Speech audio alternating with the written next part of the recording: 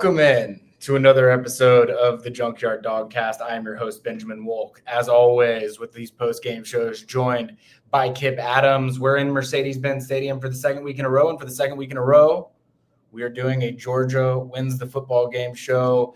This one maybe is, in some ways, depending on how you look at it, as miraculous as any, because Georgia doesn't just beat Alabama.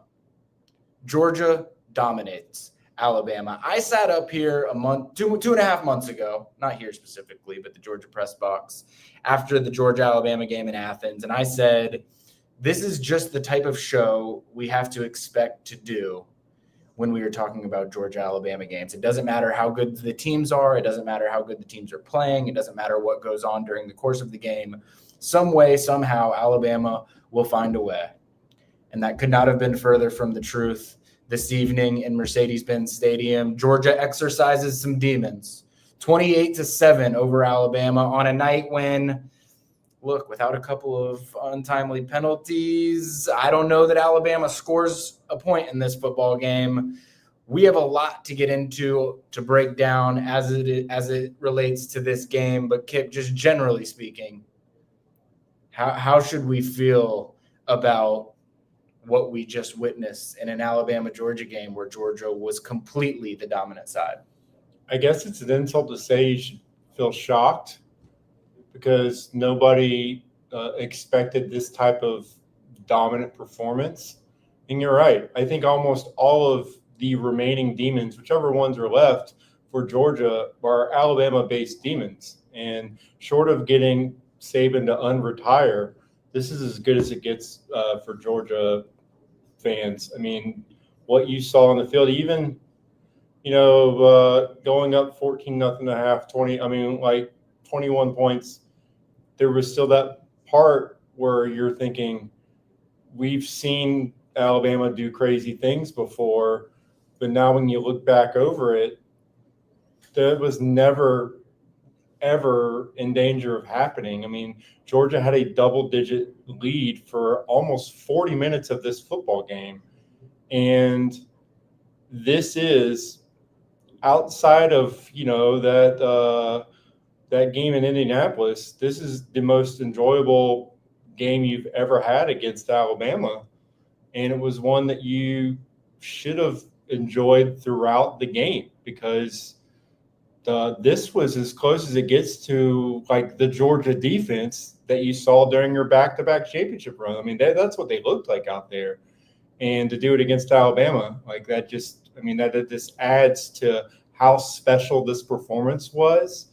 And again, even at the end of the game, when Kalen DeVore's throwing out all of his crazy trick plays, the game still ended with, them not getting into the end zone again. And you've seen things like that happen in the Alabama-Georgia game before where it didn't go your way. So I just think overall from start to finish, this was a Kirby Smart special, a game where he imposed his will on Alabama and just reminded everyone that sometimes putting a focus on physicality is pretty important. We're going to talk about what the offense did well in this game. We're going to talk about what Georgia did really well on special teams in this game, some of the moments that I felt like changed the game. But you brought up there, and it's where I want to start. There have been a lot of questions about this Georgia defense. Even this week, after what Georgia has done the last few weeks in stopping the run, called into question how much does stopping the run the way that this Georgia team even matter against an Alabama team that's not running the ball well against anyone and is probably just going to try and sling it around the yard. Like, how much does stuff like that even matter?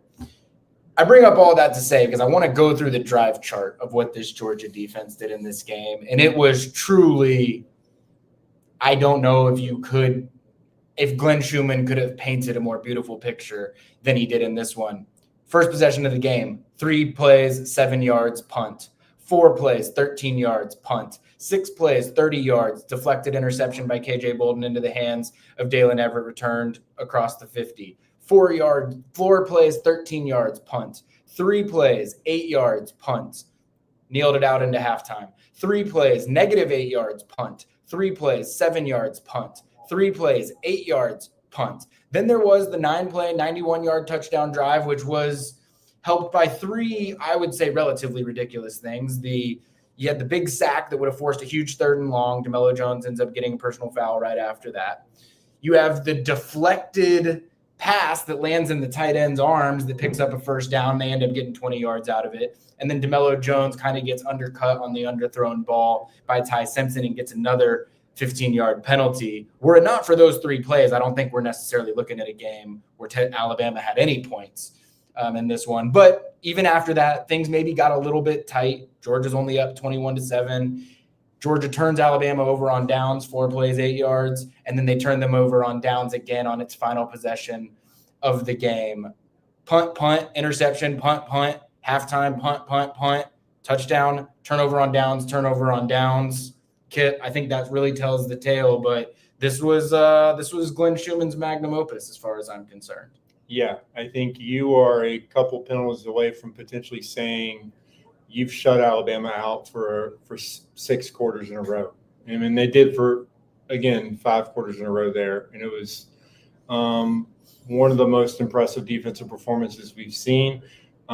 We talked about in the first game about, Ty Simpson getting comfortable, having time to pick Georgia apart.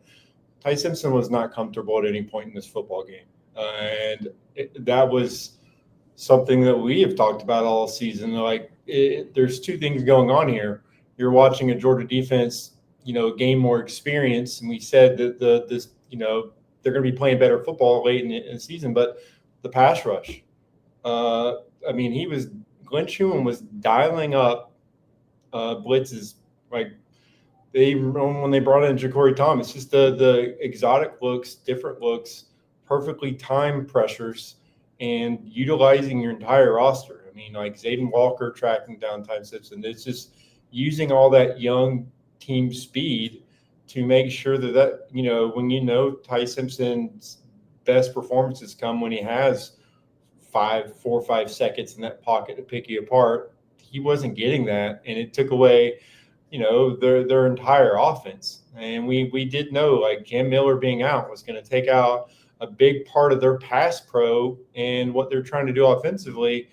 And I mean, it had an impact. I don't think Ty really ever felt comfortable looking down the field, and that's a credit to the Georgia's defensive front, a group that's been kind of picked apart by media, by fans. They came to play. They came out, and I think that really just goes to show that maybe Glenn Schumann deserves a little bit of credit. He almost might know what he's doing. Maybe he's a pretty decent defensive coordinator, and maybe Georgia still hasn't played its best football defensively. I don't think there's a unit on this defense that you can say did not have an exceptional football game. I mean, you look at the defensive front. Even if it wasn't necessarily sacks or official quarterback hurries from the interior, I thought Elijah Griffin had a really, really good night on the inside. I thought Xavier McLeod had a really, really good night on the outside. We're talking about guys that were coming off the edge. Quintavious Johnson, we said this last week, he gets better and better and better every single week. I thought that this was one of his most – he's the one that had the sack right before the DeMello Jones personal foul as well. That would have been one of the most, just take the breath out of Alabama type of plays. Gabe Harris is creating havoc more and more every week. I thought Georgia got really creative with a lot of its blitz packages. Raylan Wilson, Chris Cole, Justin Williams, Zayden Walker gets involved. Ja'Cory Thomas gets a sack. Back-to-back plays. Rayshawn Dinkins, Alabama ends up completing the first down on it because Ty Simpson just made a good read and a good play, but Rayshawn Dinkins almost gets in on the action on a creative blitz package as well. So Glenn Schumann was in his bag in this one, but I think the team certainly executed. You look at what Georgia did in the secondary. I thought for a team that has Ryan Williams and Jeremy Bernard and Isaiah Horton didn't do a whole lot the whole game, and he was the receiver that really got you beat in Athens earlier this season. Jeremy Bernard, he ends up doing enough of what Jeremy Bernard does. I have as much respect for Jeremy Bernard as any player that Georgia has played this season. He scores the only touchdown, and look, there were some missed tackles on that play. Jeremy Bernard, if you watch Jeremy Bernard play, he's done that to every defensive back that's tried to tackle him all season long. So it's not like that was some anomaly of what happened. I thought Ellis Robinson makes a really good play in the back of the end zone to break one up. Obviously, we already mentioned KJ Bolden deflects a pass that ends up getting picked off by Dalen Everett. There just wasn't a unit on this football team, on defense at least, that was not the best version of itself today. And look, that's when you look at what, and we'll talk a little bit more about the stats, but I mean, look, Alabama finished with negative 0.2 yards per carry when you factor in sacks. If you take the sack adjusted numbers out, or if you do just the sack adjusted numbers, Alabama averaged 1.5 yards per carry in this one. We knew that Alabama wasn't going to try and run the ball very much. I think they rushed it 16 times, and a few of those include Ty Simpson sack numbers, I think. This Georgia run defense is nasty right now in terms of what it's done over the course of the last month. But like I said, every single player that got in the game, except for probably DeMello Jones, who we'll get a talking to from Kirby Smart more than a few times over the next week, every single player that got in this football game for Georgia on defense had an exceptional day. You're probably not going to see a player more focused the next time Georgia takes the field than DeMello Jones. So there's still some upside in that. And, again, Ja'Cory Thomas coming on back-to-back pressures. Again, that's kind of one thing you hadn't seen a lot from Georgia's defense was them actually bringing a DB in as far as its pressure package. And I think that was, Glenn Schumann brought that back out of their defensive playbook to a lot of success. And honestly, I think KJ Bolden cost Ellis Robinson a pick on that breakup at the end. I think Ellis was right there. He had his hips squared on it. It was based, unless the receiver kind of jumps in front of him, he was positioned perfectly right there for Georgia to have a second interception. But at the same time, he makes that play early on in the game, an open field tackle that kind of showed you how this game was going to go. That was your first sign when Ellis just comes up and just makes the tackle on Hill in space. Kind of knew. I was like, okay, this Georgia defense has got a little bit of pep in its step right now. And then in the third quarter, when they kind of needed the momentum, seemed to be kind of in the balance. CJ Allen basically just takes the drive over on back-to-back plays and making big time tackles. You got big plays, like you said, from everyone on the defense. Never mind the fact that you saw another true freshman out there. You had Rashawn Dinkins out there playing the entire game. Like, let's talk about the fact that it's the SEC championship game, and it's by far the most that Rashawn Dinkins has ever played. He went out there and just was outstanding, at the star position for Georgia. You got big-time plays from, like I said, Zayden Walker came in on the pressure, showing his speed as well. I think Quintavious Johnson also had a batted pass in the game. I think that, again, there's still some upside for this defense, but the fact that they went 3 of 13 on third down, like we mentioned in the week, like the last game came down to this. This game's going to come down to third down stops or conversions and time of possession. And I think Georgia dominated time of possession. I'm just going to guess it was over 34 minutes in this one, almost 37 minutes. Okay, so that's the key to the game right there. And so I think you're going on and preparing for the playoff now, knowing this defense can play an elite level, and the offense can get it done too. I think that's where you're going to start looking at that side of the field, and then we're going to talk about that. But this defense is a championship caliber defense, and they just won a conference title. Just looking at some of the stats here, I mean, you showed me these stats before the game. I would, even as someone who picked Alabama to win, you picked Alabama to win. I think if you show me a lot of these defensive stats, I say there is no way that Alabama found a way to win that game. Ty Simpson completes under 50% of his passes, goes 19 of 39, throws for 312 with a touchdown and then the interception. Alabama just did not try and establish the run game. I think they tried on their first 2 possessions, and I think they said, this is not going to happen. Like I mentioned earlier, they have, with the sacks included, 16 rushing attempts for -3 yards. You look even just at the backs. I mean, Daniel Hill was 4 carries for 11 yards. A.K. Deere was 3 carries for 10 yards. Everything else that they tried to do was with wide receivers, trying to get them involved. There was nothing going for Alabama in the run game here.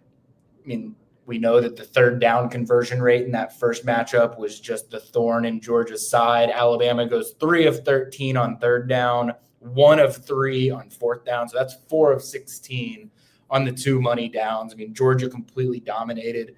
I think Alabama had like 30 plays or something like that at halftime. It might have been less than that. It might have been like 21 plays at halftime. I mean, to your point, around the time of possession, Georgia just was on the field the whole time because Alabama couldn't establish anything. When you have the number of 3 and outs, like we mentioned earlier when we were going through the drive chart, that's kind of just what you can come to expect. I mean, look, not to get to offense yet, but like this was, Alabama only had 1 penalty for 5 yards. This was one of those games where Georgia completely lost the penalty battle, and it's still, there was just never any moments at all where it looked like Georgia was going to be sweating in this one.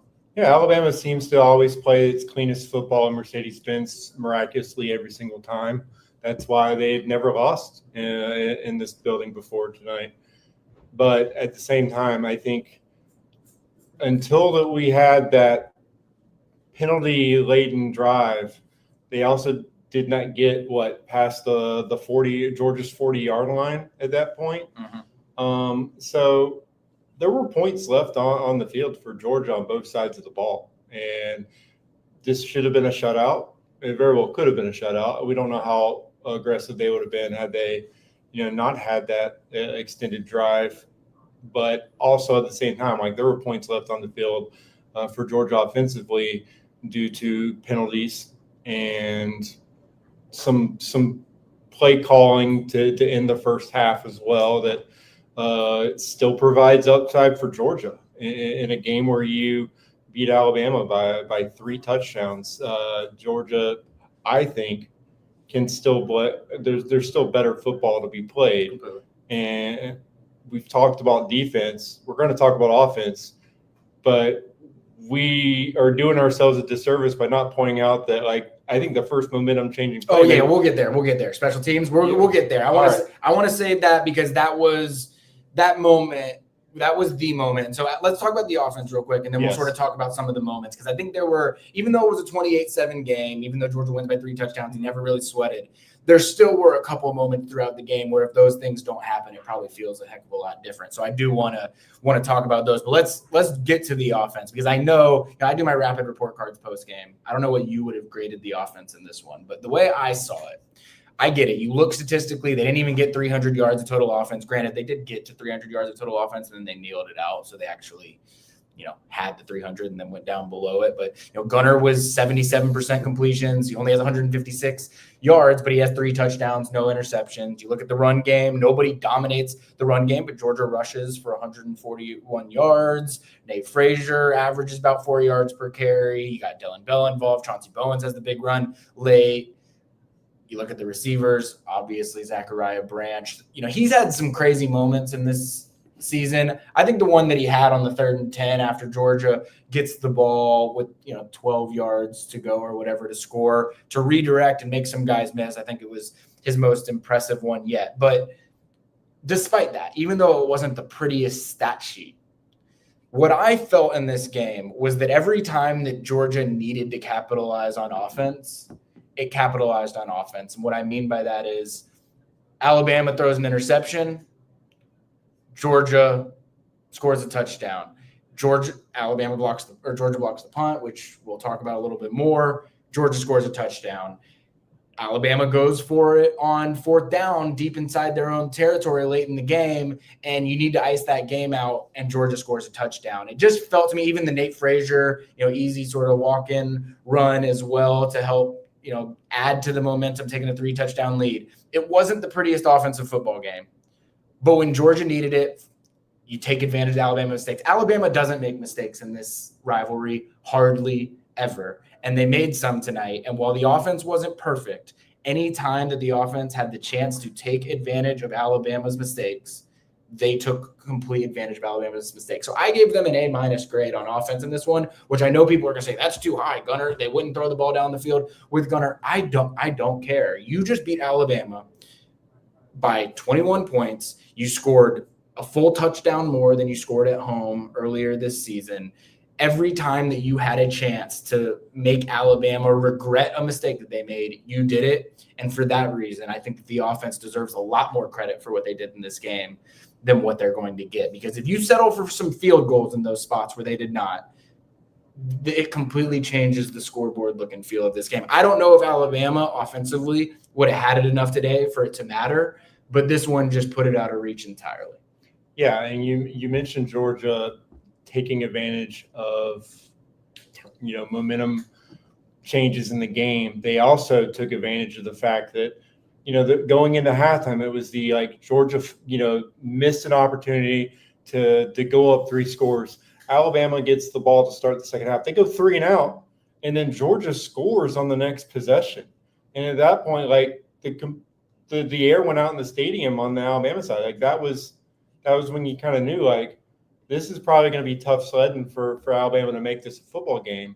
So to your point, I think Georgia, Kirby Smart has a way of knowing what's going on in the line of scrimmage, and it goes back to when he took the job at Georgia. He mentioned this conference is won at the line of scrimmage.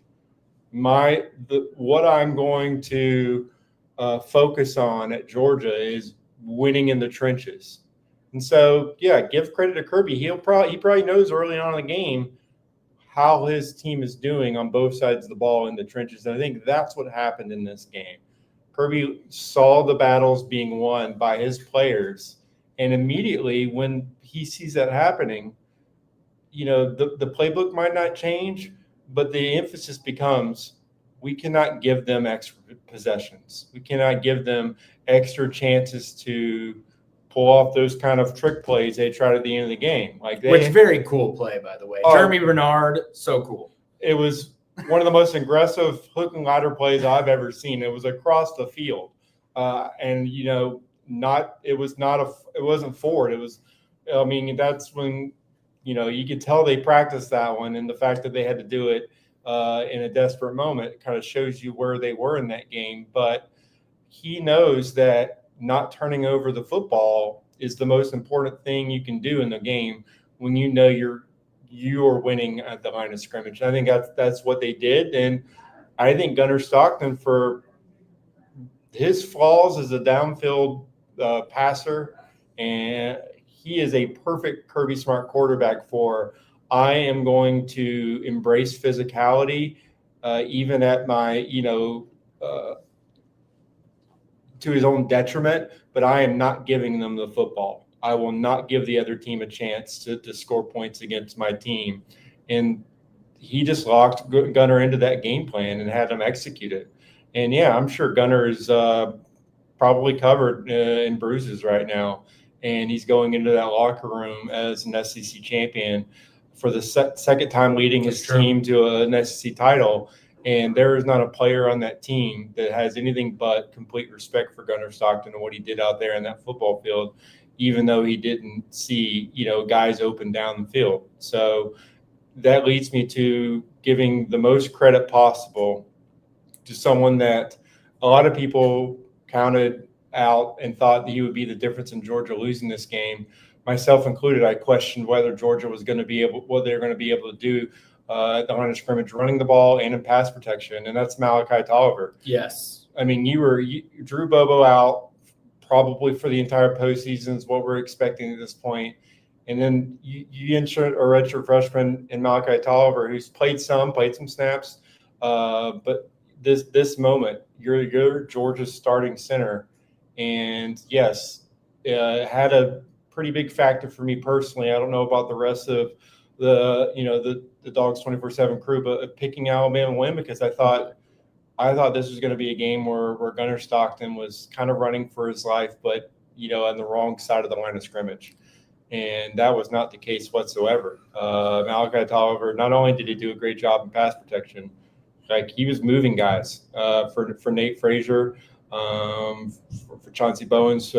For a lot of Cash Jones plays that didn't ultimately get a first down, but got important yards when, they were facing third and longs. He did an outstanding job, and what a difference it makes now to looking at what this offense could potentially do. You just took the biggest question mark on this football team and basically erased it because Alabama's defensive front is very talented. I mean, there are some guys that are going to be drafted in a couple months playing on that defensive front, and I don't think they were a factor in this game at all. So just props to Malachi Tolliver. Just a big spoiler alert, he's getting a game ball from the Cypress performance today. I can't think of one time the entire game that we even talked about Malachi Tolliver, which I think is a testament to just how great he was. He had some bad snaps in the Georgia Tech game, and I'll be fully transparent. I had conversations with people at Georgia that just weren't sure. It's like, we've never seen this guy start before. Let's just call it like it is. Malachi Tolliver came in as a very lowly rated prospect as far as Georgia offensive lineman takes are concerned. He came in as not even a full scholarship guy. I'm not sure exactly what the status of that is right now, but there is no way, shape, or form that there was anybody in that building that thought that Malachi Tolliver would be Georgia's starting center for the 2025 SEC championship game when they recruited him. And to your point, with all the questions that were asked about him and what would be possible of him and Georgia's offense this week, we never said anything about a bad snap. There was never any time where he got completely blown up that was notable to the point that it affected a Georgia drive. It's still not going to be easy moving forward without Drew Bobo, but that is a testament to Drew Bobo, and that has nothing to do with Malachi Tolliver, who I think proved a lot in this one. You did mention something earlier before we go to a quick break, and then when we come back, I want to talk about all of the momentum shifts that took place in this one. The turnover battle. You mentioned Gunnar just doesn't give it away. I have been probably the most annoying person on earth this season with our Dogs 24/7 bold predictions and what I've been talking about. And I mentioned the stat this week that Georgia hasn't lost a game since the 2018 SEC championship game when it had at least tied the turnover battle. And I've been harping on this for a reason, because what we saw today, Georgia winning by 21 points, is what's possible when Georgia plays a clean game on the turnover side of things and Alabama makes some mistakes. I know some of them were turnover on downs, but you have the interception that Georgia scores a touchdown off of. I know it's not technically a turnover, but the momentum shift in play and special teams. But when Georgia wins the turnover battle, this is what Georgia football scoreboards look like. And that's been the case for 7-8 years. This team just can't seem to win the turnover battle consistently. But again, if this is what we can expect for these next 3 games, which we do now know Georgia's only going to at most have 3 more games. Like, Georgia will be the 2 seed, I think, almost certainly. I think Georgia, has 3 games left to play if they want to win a national championship. When we come back, we're going to talk about some of the big moments from this one. There were a few momentum changing plays early in the game. I thought there were a few later in the game as well. There was an interesting decision from Kalen DeBoer that I want to sort of talk through what you thought he was thinking, what you would have done. It's very easy in hindsight, but it was a conversation that we were having up in the box as well. So we'll be right back. When we come back, we're going to be talking Cole Speer, which I don't know, just like Malachi Tolliver, I don't know if I thought we were going to be talking Malachi Tolliver and Cole Speer in Georgia's 2025 SEC championship game dominant victory over Alabama, but here we are.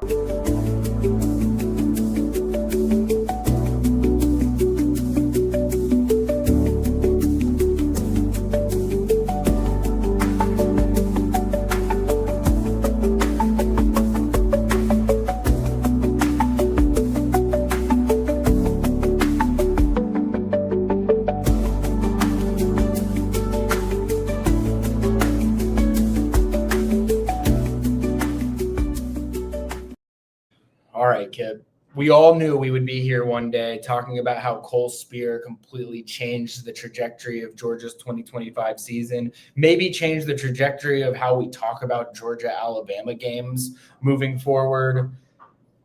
But in a 0-0 game that looked very much like typical Georgia-Alabama SEC championship first quarters, where there's not a whole lot of scoring, defenses are winning the day to start, Georgia gets stopped deep in Alabama territory. Alabama goes to punt. I'll admit, I wasn't expecting Georgia to block a punt in that spot, so I had a little bit of a lapse of where a little lapse in eye control. I wasn't as dialed in on the play. All of a sudden, I hear a roar. I look up. I see the ball sort of spinning around the 10, 15-yard line, and I was thinking, what in the world happened? You see the replay. Cole Speer just has space. We know that Cole Speer is one of the faster guys on the team, and so if you give him an opportunity to direct line to the punter, he's going to have a chance. also what he had the wherewithal to be telling everybody on the team, get away from the ball, don't try and recover this thing, which they did not listen to, but he at least had the coach on the field moment to be able to tell them what they should have been doing. Ultimately, there was never really a moment after that where Alabama had a chance to win this football game. I mean, it sounds crazy to say something that happened midway through the first quarter was the difference in this football game. Alabama, I mean, they had the ball one other time the rest of the game with a chance to tie, and they ended up throwing an interception, and Georgia really sealed the deal after that. I thought Cole Speer, you could make a strong case to me that Cole Speer is the player of the game today. And if anyone asked Kirby Smart in his presser about Cole Speer, there's a good chance he's still talking to this moment right now about Cole Speer. You want to hear him go on a 35-minute rant about how much he loves one of his players. I think that would be the moment that he pulls that off, because he just embodies everything that Kirby Smart loves about this football team. The guy that just comes in and works every single practice, knowing he's probably not going to get 6 targets in the SEC championship game or, in any game this season, and yet is one of the most important players on this football team. And not just that pump block they recovered. Alabama was trying to set something up on a return after that, and Cole Speer just killed it as the gunner got down there, made the tackle immediately, and that's just what he's brought to the football team. You build a roster off of guys from Calhoun that love Georgia football, and Cole Speer, guys from Cartersville who love Georgia football, and Malachi Tolliver, who know that they're not going to have the most glamorous careers, but they're going to come in and play their butts off, and they're going to relish Bloody Tuesday, and they're going to show the kind of physicality that Kirby Smart built his program on. And that's exactly what Cole Speer went out there and did. It's just one of those moments. Never going to be able to take that away from him. He changed the momentum in the SEC championship game, and who knows? Maybe that's not his last big moment, but even if it is, it's something that every single fan's going to shake Cole Speer's hand and say, "Hey, I remember when you recovered that fumble, so that we could finally beat Alabama in Atlanta." It was an incredible play, and like you said, it was one of many momentum killers for Alabama to make sure that Georgia still had a chance to go out there and win this conference title. And it's what I said on the board is plays like that went Alabama's way and against Georgia in the past. Like just those crazy plays, off the wall plays. Georgia was on the wrong end of a lot of those. And I'm sure Cole Speer is one of the guys that probably watched those plays happen in the past. But now, he's a part of on the other side of history. So I just think that that's something that you have to take a moment to appreciate, because, we could spend 5 podcasts appreciating Georgia's arguably biggest, transfer win in Zachariah Branch and what he's meant to this football team. But at the same time, I think Cole Speer deserves his moment on this podcast. Probably deserves whatever moment Kirby Smart gets him when he's talking about him in this presser today. But I just think that was special teams has not been an issue at Georgia for a long time, and that is not something that you could say about Georgia football in the past. I was going to say, when you were going about that, I think one of the most underrated people on this entire coaching staff is Kirk Benedict, the special teams coordinator there. Kirby Smart has given him full ownership of special teams, to the point that he even had Kirk Benedict talking to the media when they were letting assistant coaches out at the beginning of the year. You see on third downs, a lot of decisions are getting made in terms of how Georgia's going to handle things in the special teams game. And you always see Kirk Benedict right there next to Kirby Smart once things get into third down on either side of the ball.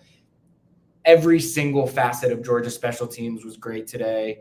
Peyton Woodring didn't have to kick a field goal, so we don't really know if he would have made one. But I'll give Peyton Woodring the benefit of the doubt and say if he was asked to kick a field goal, he would have made one. Brett Thorson boomed some punts. He had 3 down inside the 20, 2 of them down inside the 10.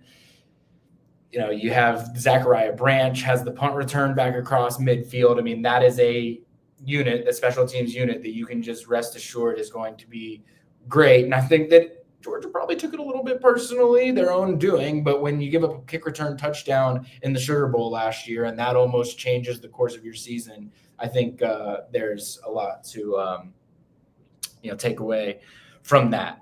Going along on the momentum changing plays, Kit. The next moment really was Alabama gets the ball back. They're down 7. They're trying to drive, and they're it had been their best drive of the game up to that point. They get into a 3rd down. Ty Simpson takes a little bit of an aggressive shot across the middle of the field. KJ Bolden deflects it, which I think the deflection slowed it down enough for Dalen Everett to be able to react and make a play on it. He ends up returning it quite a long ways. He gets the face mask right after it. But, there's very rarely are we looking at a first quarter of a Georgia-Alabama game where Alabama has gotten a punt blocked and has turned the ball over with Georgia getting the ball into Alabama territory. You put those two, and it's easy to say this now that we're looking at a Georgia 28-7 win. But you look at it now, like those were irregular things to be happening in a Georgia-Alabama game. And when those types of things start happening to Alabama, it should have probably been the moment where we said, all right, something's going on in Mercedes-Benz today that's a little bit different than what we're accustomed to. Yeah, and it's just something else you had brought up that we're about to talk about. It feels like, this isn't a Nick Saban coach team. Like, this is a Kalen DeBoer coach team. And those are the little instances where maybe you see a little bit of a difference in the way that he is, not just put together this roster, but just the way that they go about going into their game plan and their execution out there. Those are just the kind of things you're not used to seeing from an Alabama football team. And at this point, we're talking about a program that has to experience back-to-back 3-loss seasons. It's a different level for Alabama. And yet here we are talking about back-to-back SEC championships for Georgia. It feels like that could be a little bit of a complete, pun intended, shift in the tide there to where the direction these two programs are going. We'll see how the playoff run goes, but I think that is the attention to details that matters in games where you have evenly matched teams. And don't let the score confuse you. These rosters are pretty evenly matched right now. And again, that difference in the margin, it makes a guy like Zachariah Branch and the fact that his 24-yard punt return was a bigger gain for Georgia than all but that one crazy play to Daniel Hill for Alabama. They only had one play longer than 24 yards in this game. And again, I cannot imagine where this Georgia football team would be if they didn't have a guy like Zachariah Branch out there making plays, changing the field, taking a play that looked like you were going to be yelling at Bobo and Gunnar Stockton because it looked like Georgia was about to, have a red zone miss. And Zachariah Branch just makes it look like the entire Alabama defense miss across the middle of the field and then scoring a touchdown. And, for all the people that are thinking about the fact that Georgia didn't put more points on the board, they went 4-for-4 in the red zone. Every time they got the ball where they needed to, they got it done. And I just think that it's just those little things where you just have to appreciate the coaching staff you have and the game plan they have that puts you in that situation where you're not having to make desperate, crazy plays towards the end of the game. You're not having to go for it on 4th down when the game was still kind of in the balance. And you're jumping ahead to the final game-changing play we were going to bring. Oh, that's the next one. Well, it's not the next one, but it will be the last one.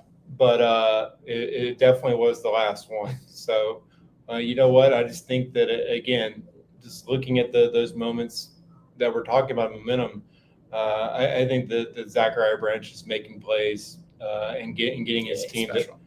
And he's what are we at? We had 5 in this game. So. I think he had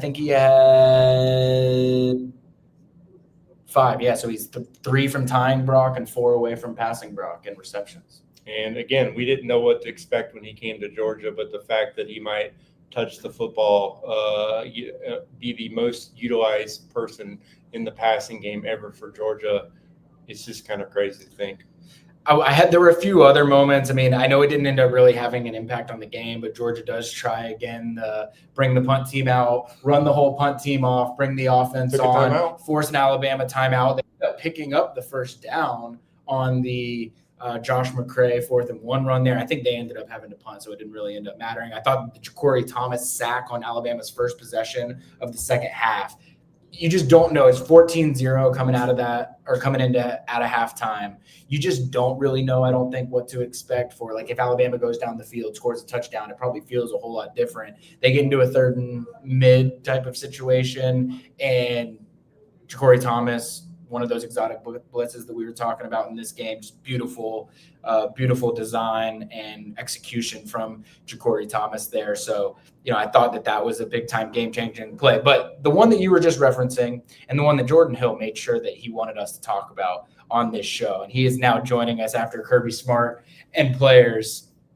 We'll talk a lot more about what Kirby Smart had to say. I know there's some injury updates. I know Kirby Smart was talking about playing 9 SEC games, things like that. We'll get into all of that.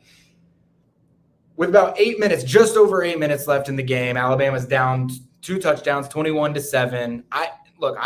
I'm not, this isn't a pat myself on the back situation, but it was 3rd down, and I looked to, shout out Jonathan Williams from Sports Illustrated, was sitting right next to me, and then Jordan was sitting to the left of me, and I said, what do you do in this spot? Like, I know, I get it, I can see it either way. Like, you're down 2 touchdowns, you got to probably score on that possession to have a chance. It's probably one of those things where no matter what decision you make, it's going to end with Alabama losing the football game, so it probably doesn't matter. But Kalen DeBoer decides to go for it on 4th and 2, I want to say it was, from the 12-yard line. They don't get it. It was a sort of sloppily overthrown, never really had a chance play. Georgia gets the ball on the 12-yard line. They didn't make it look easy either. Like, Georgia has 2 runs that get no yards, and then Zachariah Branch does Zachariah Branch things and scores the touchdown. In retrospect, a game-deciding decision from Kalen DeBoer. The second that Alabama does not convert that 4th down, the football game was effectively over. Whether Georgia scored the touchdown there with Zachariah Branch or not, Peyton Woodring was going to make it a 3-possession game. It was a decision that was aggressive. I kind of get the logic behind it, but I probably disagreed with the decision at the time. Jordan, I know you vehemently disagreed with the decision at the time as well. Yeah, I think with a little bit more time to think, like, I'm not quite as outraged as far as, making that call, because I think, Ben, you pointed out, well, if you punt there, Georgia probably gets the ball at midfield. At the end of the day, I still think you don't punt there. I think that you make Georgia earn the yardage it needed, mainly because, think about how many drives in the second half we saw Georgia shoot itself in its foot with penalties and put itself, whereas like a little bit of momentum and then hands to the face, or a little bit of momentum and then a really ugly hold. I think you have to just punt there and live to fight another day. But even, I think you said this too, Ben, I think maybe the call is more of the issue than anything, but I think maybe Alabama felt like its hands were tied because they just did not run the ball. I think they ended up with -3 rushing yards. It made it a win or, like, that was Alabama's last chance. And I thought the play call was really bad. I think the decision was pretty bad. The play call was worse. And Georgia capitalized. That was my big takeaway from this entire game. Look at the moments where the momentum really swung in Georgia's favor. They immediately took advantage. The block punt, you scored a touchdown shortly thereafter. The Dalen interception, you have one of your better drives of the entire game, and you go score a touchdown. And then you have the turnover on downs where I think Georgia gets it at the 12. You cash it in with the Zachariah Branch touchdown, and that's all she wrote. All right, Jordan, I gotta call out John 1985 here. I mean, he rightfully is calling you out. I don't remember you picking Georgia Tech to win that game, so I'm not gonna, maybe the legitimacy of everything is not perfect. But can you remind the people what your Alabama-Georgia score prediction was?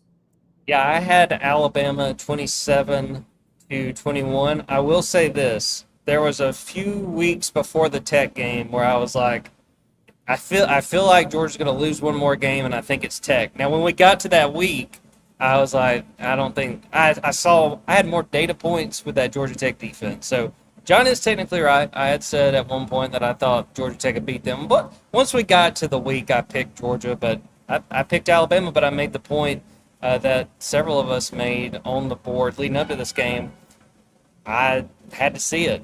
And credit to Georgia. I mean, they proved me wrong. I think, like, people want me to be, like, defensive. No, Georgia proved me wrong. I was wrong. I've done it before. I'm going to let you in on a little secret. I'll be wrong again. And John, more important than anything that Jordan just said there, continue to hold him accountable for his terrible game predictions. Kip, what was your score prediction? Mine was the same as the last game, 24-21. Like, there was that part of me that thought, initially I had like a 27-20 thought, and then I was like, no, I have to do credit to Malachi Tolliver. Like, I thought not having Drew Bobo was worth 6 points. That was just my line of thinking straight up. And speaking of being proven wrong, Malachi Tolliver proved me wrong out there today, and credit to him. Like, he was tasked with everyone's doubts. Like, everyone thought, okay, Drew Bobo's gone. We're done for. And he went out there and played a heck of a game against Tim Keenan, a guy that just destroys centers for a living. So, again, he proved me wrong. I'm willing to admit that. But it was a great unknown going into this game, starting a new center. Like, other than Gunnar Stockton, I felt like you could make the case that he was as important to a guy like Zachariah Branch in this offense.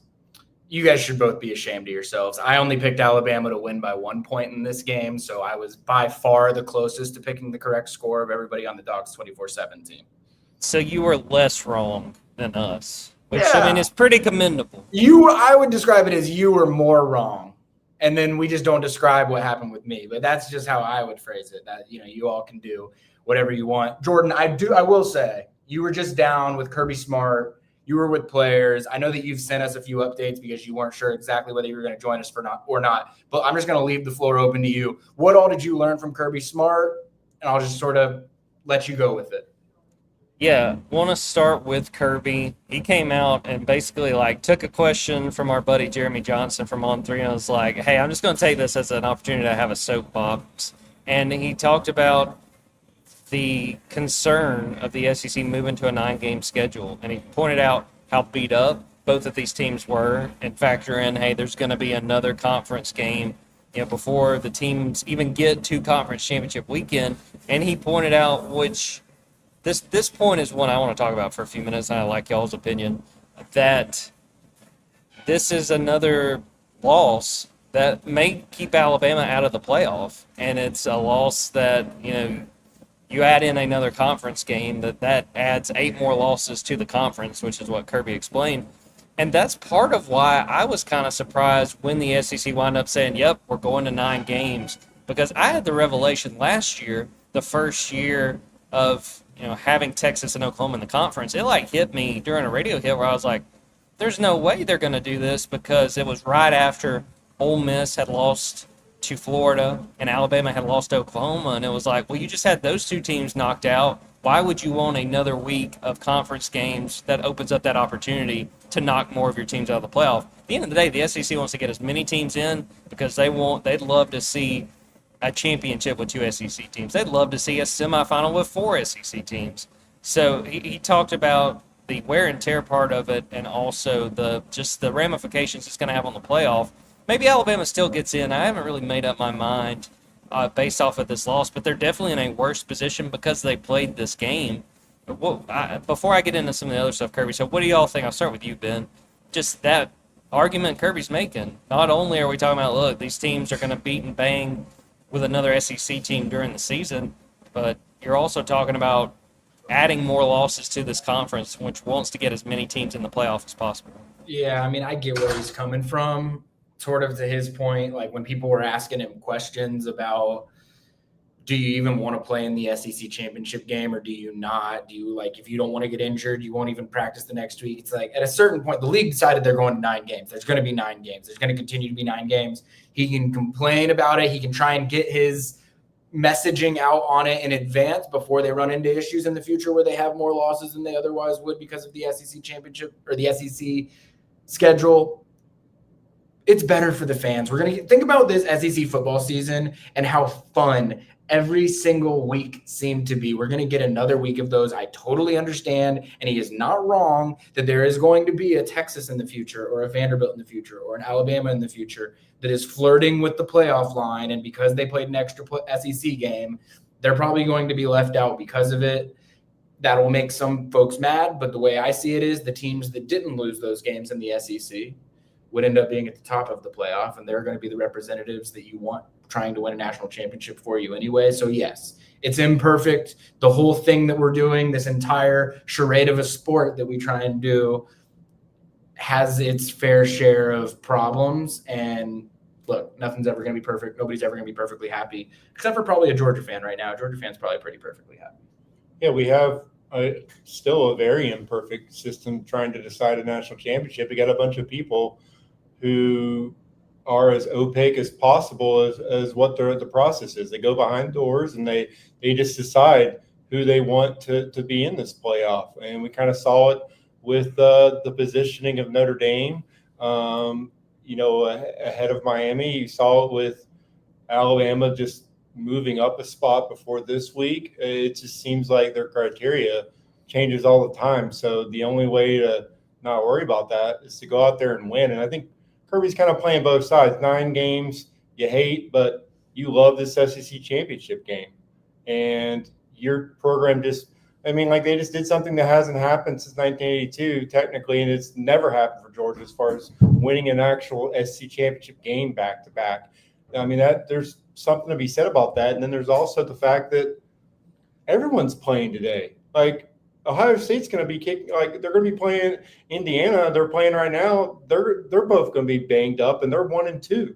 One of those teams is about to lose its first game because of a conference title. So it's not like it's something that's unique to Georgia. They're taking some harder path than what anybody else has to take. So having another SEC championship trophy is a big win. And now, being the 2 seed and getting those 3 weeks to heal up.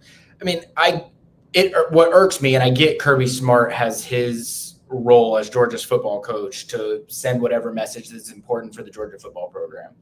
What irks me about the whole thing whenever people start complaining about this is like the SEC wants to be proud of itself for being the SEC. All the teams want to say everything's so great and you deserve like all of but then you don't want to play more SEC games. Like you don't want to have the conference have more opportunities for competitive things to play out. Like it's just, you want the benefits of being the SEC without some of the repercussions of being the SEC. And when you build a conference that has double-digit teams that are capable of winning games, you're going to run into this from time to time. But again, to me, that's like the purpose of the SEC. That's what the SEC has built itself upon. And then just, saying like, oh, now the SEC is getting unfair treatment because it lost an extra game. It's like, well, the SEC gets a lot of positive treatment because you don't see other 3-loss teams having national conversation about getting into the playoff the way that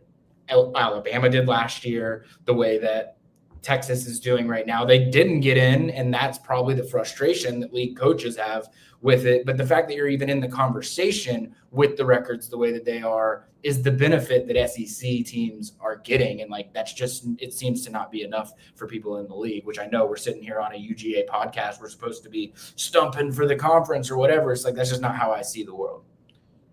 The one thing I wanted to add, Ben, just really quickly, Kirby should have been having this conversation last year. The hay's already in the barn. They're moving to 9. If you feel that passionately, it was a mistake by him, the guy that gets questions all the time, because he's now seen as not only the dean of SEC coaches even before Stoops was fired, but the dean of college football. Him and Dabo have the most national titles. What good is it now? They're already going. They've made the contract. The SEC's getting the money. If he felt that passionately, he should have been making this case a year ago. Jordan, I did want to ask you about a couple of injury-related things. I know that you gave us, Kipp and I, an update on Noah Thomas, but fill everyone in on what's going on with him. And then was there an update on either Chauncey Bowens or Janelle Aguero? I don't think he said what was up with Janelle or with Chauncey. I believe we're going to get him on a call on Sunday, so I will make sure and talk about that. But Noah Thomas was dealing with back spasms. That is why he had such a limited role That was really the biggest thing injury-wise. I'm hoping we're going to talk to Kirby again on Sunday. Other things I just wanted to run through real quick. Really praised Cole Spear, what he had done. He talked about Drew Brannon, who kind of works with the team and motivates them. That a big part of the conversation this week, they went through some of the seniors and how many days they could potentially have left as Bulldogs, just depending on what the road from here looks like. And Kirby also brought up that they had everybody stand up in the room that had beaten Alabama before. And there was nobody. I think he said Micah Morris and Cash Jones were on the team that won the national title, but they didn't really play at all. So that was pretty wild to hear that. And I think that really helped motivate Georgia.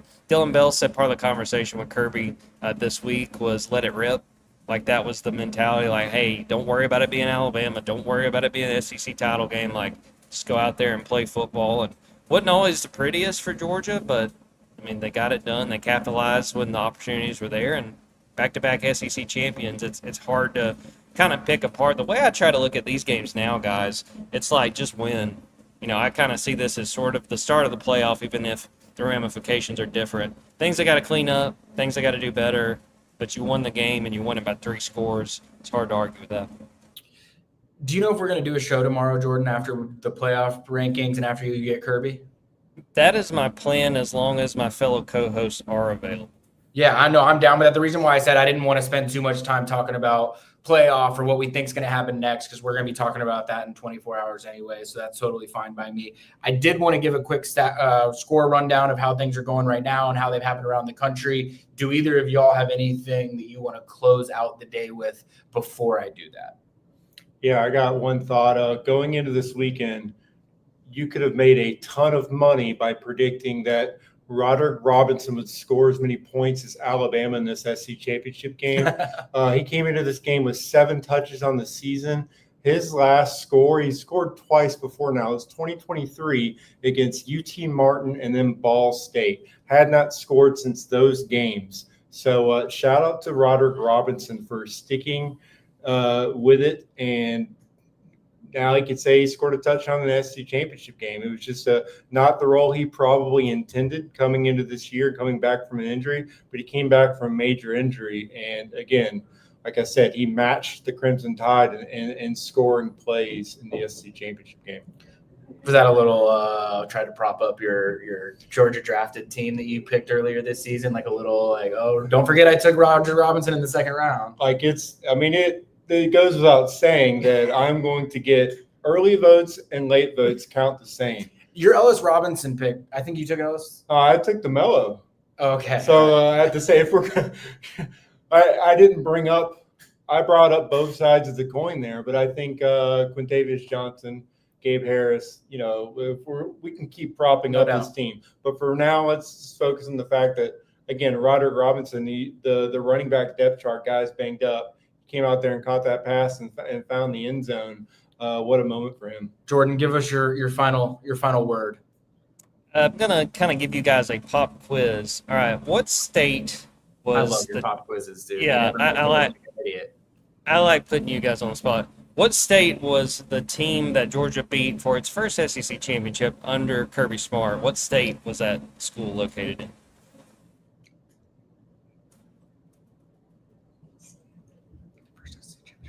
Alabama. Correct. So they beat Auburn. Do you remember what the score of that game was? 28-7. The DeAndre Swift run. I was covering that game. I was covering Auburn at the time. So the most recent one and the furthest one back, 28-7 with a win over a team from the Yellowhammer State.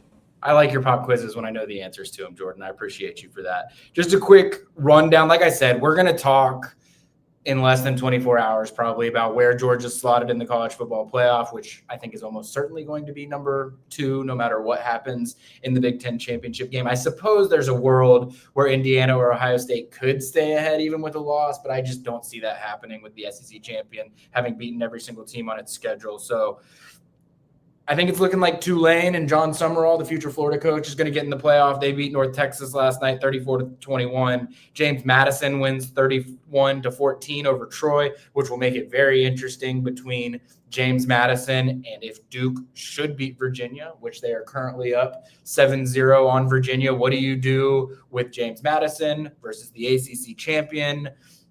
Who knows how that plays out? Indiana is currently up 3-0 on Ohio State with the ball. So I'm sure that that's one that people across college football will be watching closely. And then Texas Tech legitimizes their first round bye that they're going to get. And I know people might be displeased with the world of college football and how you build rosters nowadays and NIL and transfer portal and how all that works.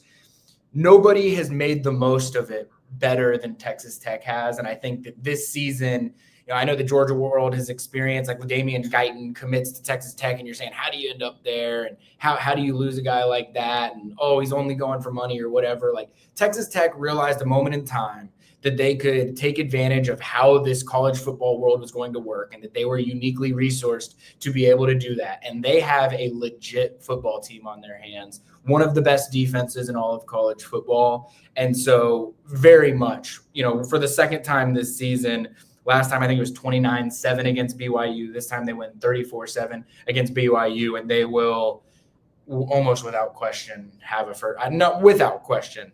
first round bye when the rankings get released next week or tomorrow, I should say. All right, y'all. Appreciate both of you. Jordan, thank you for hopping on after Kirby Smart and players. Kipp, as always, thank you for joining me here in the Mercedes-Benz press box. For Jordan Hill and Kipp Adams, I can't believe that I'm saying this, but we are closing down the episode where Georgia beats Alabama 28-7 for a championship. And I will add this, Alabama has still never beaten Georgia in a rematch. This was another episode of the Junkyard Dawgcast, and we will see y'all next time.